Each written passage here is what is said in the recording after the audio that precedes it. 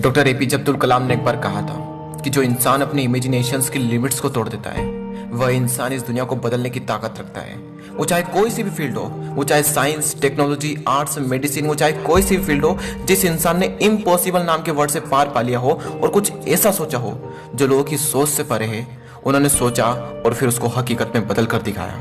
हमारे पास कई सारे ऐसे एग्जाम्पल्स है जिन्होंने हिस्ट्री को बदल करके रख दिया, जैसे Steve jobs, Edison, Einstein, CV Raman और ना जाने कितने एग्जाम्पल्स हमारे पास है।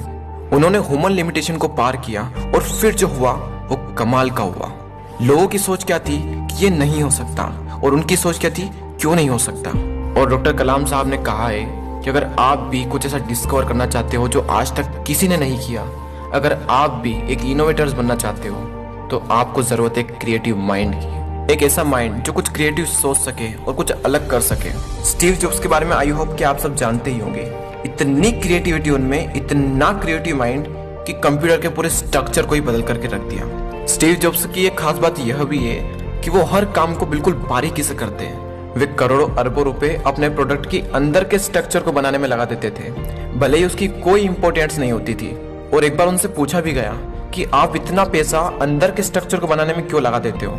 कोई भी इंसान आपके प्रोडक्ट के अंदर के स्ट्रक्चर को नहीं देखने वाला, फिर आप क्यों अपना इतना पैसा प्रोडक्ट के अंदर के स्ट्रक्चर को बनाने में लगा देते हो?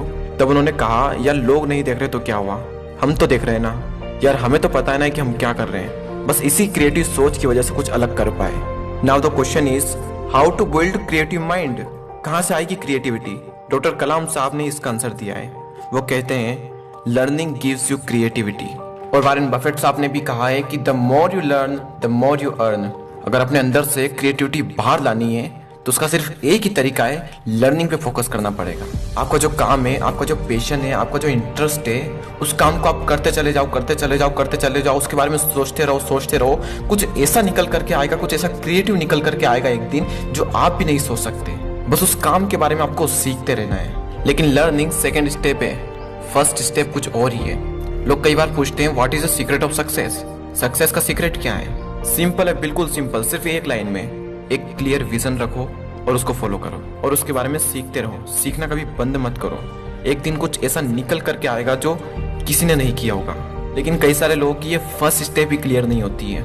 ये एक बहुत ही इंपॉर्टेंट चीज है, एक क्लियर विजन होना। क्योंकि आपके पास दुनिया की बेस्ट शिप्स हो सकती है, लेकिन अगर आप उसे चलाना ही नहीं जानते हो तो किसी काम की नहीं। अगर आपको उसमें बैठा दिया जाए और आपके चारों ओर सिर्फ समुद्र ही समुद्र हो, आपको यही नहीं पता कि आपको जाना कहाँ है, तो आप भी वहीं भटकते रहोगे। उसी तरह से रिलेट करना इस चीज को अपनी लाइफ के साथ में। बिना किसी क्लियर विजन के आपकी लाइफ भी उसी तरह भटक रही है। अपनी लाइफ को सही डायरेक्शन देने के लिए क्लियर विजन होना चाहिए। बिना किसी विजन के आपकी बॉडी भी उस शिप की तरह कुछ काम नहीं आने वाली। हमें एक शिप मिली है, यानी एक बॉडी मिली है जो कि बहुत पावरफुल है, जो कि कुछ भी कर सकती है। और हमें एक समुद्र मिला है, यानी एक लाइफ मिली है। अब ये हमारा कर्तव्य है कि हम अपना एंडिंग पॉइंट ढूंढें, अपना विजन एकदम क्लियर रखें, ताकि हमारी जो ये बॉडी है, जो माइंड हमें मिला है, ये कुछ काम आ सके, कुछ ऐसा डिस्कवर कर सके जो आज तक किसी ने नहीं किया। और वो किसी ने क्या खूब बात कही है कि जीत की खातिर जुनून चाहिए, जिसमें उबालो ऐसा खून चाहिए। यह आसमान भी आएगा जमीन पर, बस इरादों में जीत की गूंज चाहिए। दोस्तों आज के इस वीडियो में इतना ही। आई होप कि मैं जो आपको समझाना चाहता था आप